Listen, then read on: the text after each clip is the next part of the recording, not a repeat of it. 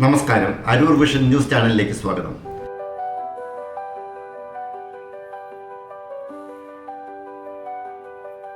ചന്ദിരൂർ ശാന്തിഗിരി ആശ്രമം പൊക്കാളി നെൽകൃഷി.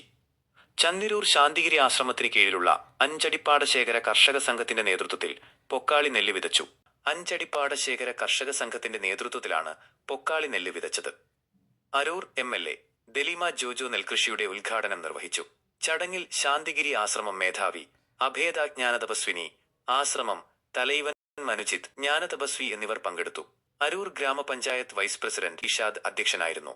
Pattanakkad block panchayat president Mary Telshya മുഖ്യപ്രഭാഷണം നടത്തി.